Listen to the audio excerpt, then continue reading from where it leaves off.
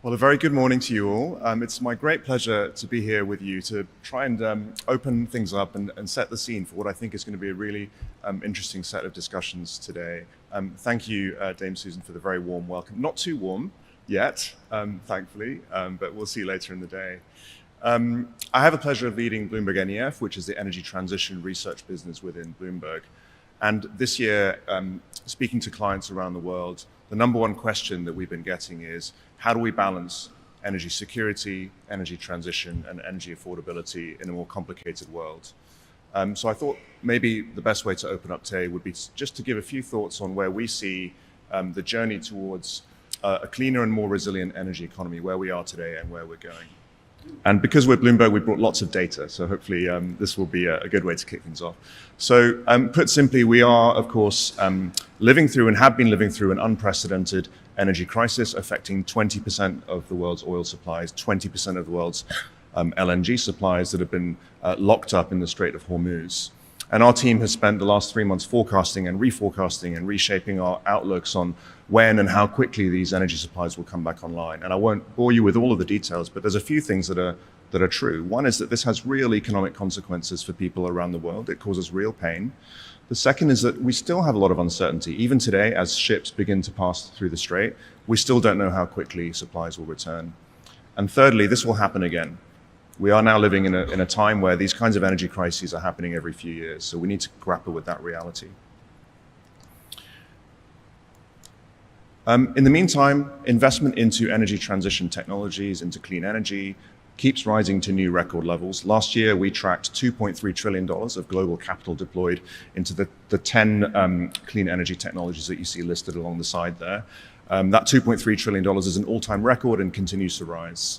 Here in the UK, we tracked 85 billion US dollars of investment, also an all-time record and a strong growth from the year before, thanks to the resurgence of renewable energy financings and also the growth of the electric vehicles sector here. So any talk of a slowdown, I would take with a little bit of a pinch of salt, actually. And what's also interesting is, in the last few years, there was this narrative forming that all of the energy transition investment, all the growth was being driven by China.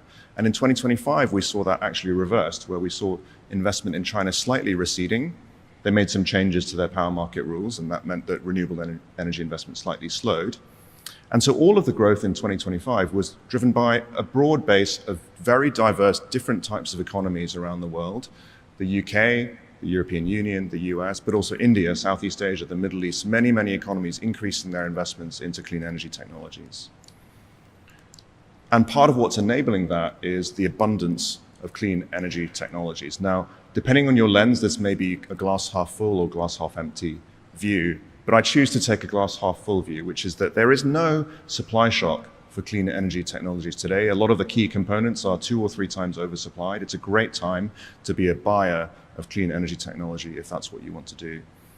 And the location of the factories that produce this equipment, yes, at the moment, are very strongly concentrated in China, but new investment into the factories that are going to produce this equipment in the next few years is starting to diversify. And we're starting to see more investment in the US, in Europe, and other markets as well. And with all of that said, of course, this week, in pretty much every room I've been in, people have wanted to talk about security first, affordability second, and climate third, and even during London Climate Action Week, that is the case. But we have to remember that climate physical impacts are only going to continue to rise. This data comes from our colleagues in Bloomberg Intelligence. They estimate that there's now more than $2 trillion US dollars of damage to the global economy each year. And that means that we have to continue to grapple with adaptation and resilience, but also continuing on the mitigation pathway. So when we look forwards, where are we all going? What are the possible future scenarios for where we end up? At BNEF, we produce an annual outlook called the New Energy Outlook. It's a long-term scenarios exercise. And in this outlook, we have both a base case and an ambitious climate case. The base case is called the economic transition scenario, and that's what I want to share a little bit more about today. That's a world where policymakers only pursue clean energy solutions that are cost competitive, and they pursue no further, there's no further climate policy to support technologies that aren't competitive. So let's explore what that world looks like. So first of all, we're going to see a lot more power demand in the next few years. AI data centers and the power that they consume, that's going to quadruple over the next 10 years to about 2,000 terawatt hours by 2035. So today, data centers are a bit less than 2%. I think it's probably 1.7 or 1.8% of global power demand. In 10 years' time, we think it approaches 5%, and it carries on growing from there on out. But that's not the only story. Data centers are part of a wider growth in the power sector that we're going to see over the next few decades. Yes, data centers and AI, but also electric vehicles. We anticipate rapid adoption of electric vehicles in the next few decades. The rise of air conditioning, I don't need to say any more about that today, I don't think so. But also just the wider economy growing, buildings, industry, continuing to consume more and more electricity. So by 2050, we think in a base case scenario, without further climate policy, the world will need 69% more power than it consumes today. And because of the advantaged economics of wind power, of solar power, of energy storage, we think most of that growth goes into renewables and energy storage. So this is the global power generating fleet, which triples to 2050. And almost all of that growth is renewables. Yellow is solar, blue is wind, pink is energy storage. Apologies for the broken formatting on the chart. There's still a bit of coal and gas. You need that for backup. If you don't have strong climate policy, that's going to remain to do the backup. But all of that growth is really coming from renewable energy. And so you're in a world as soon as around 2040, sometime in the 2040s, where the majority of the world's power comes from renewable energy. That's the global, the dotted world average line there. And markets like the UK, but also Germany, also Australia, are far above the global average because they're going to have advantaged economics. In Australia, it's solar. Here, it's wind, and getting well above 80% of generation coming from renewables quite soon. So where does that take us overall? So this is the base case, no further climate policy. So in that world, in this economic transition scenario, emissions fall globally 21% by 2050. That may not sound like very much, and it's certainly not on track for net zero, but it's a lot better than if we have no transition. So our no transition scenario is what happens if we just don't have an energy transition. And there you're heading towards real climate disaster. But we can stay close to 2 degrees, not on track for the Paris goals, but close to 2 degrees by just doing the things that pay for themselves. And by the way, the peak in emissions is right about now. It may not be exactly this year. It might have been last year. It might be next year, but we're right about on that point. But we do also have a net zero scenario. And this is our maximum ambition scenario where we push all the levers in our models to try and get the world to net zero by 2050. And a well below 2 degrees. This is actually a 1.8 degrees scenario.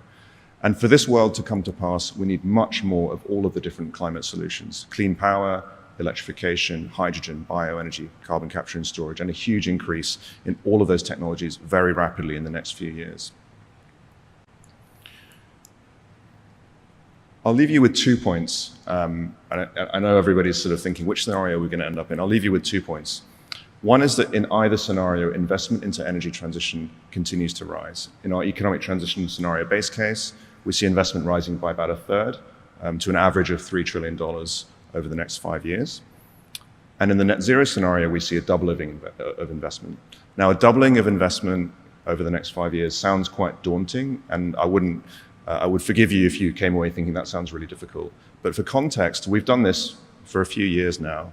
And that doubling used to be a tripling. We used to say we need to triple, and then we did it again, and it was we need to increase by 2.6x. Now it's a 2x increase. So that gap is getting a bit smaller each time we do this exercise. And very lastly, I wanted to end with a really important point that I think we all need to really grasp and help tell the story of this, which is that energy transition and energy security do not have to be at odds with each other. So there's a lot of data here. In our economic transition scenario base case, today, the UK imports energy that's equivalent to 2% of GDP. So if you have a 50% global energy price shock, the impact of that in the UK is equivalent to 1% of GDP. That's a pretty significant exposure. In our base case economic transition scenario, that exposure is roughly cut in half in 10 years' time, and then is well below 1% by 2050. And by the way, this is true for many economies. If you look at some of the Asian economies here, that exposure is much higher, 5, even 6%. And in the net zero scenario, most of these markets, their exposure goes all the way pretty much to zero. So I wanted to leave you with that thought, because I really do think this debate about, is energy security more important? Is energy transition more important? Or what about affordability? I think there are pathways where you can achieve all of those goals, and we don't need to be debating which is more important and which we have to choose between. So I'll leave you with that. Thank you very much for your time, and I'm very much looking forward to the rest of the day and the discussions. Thank you.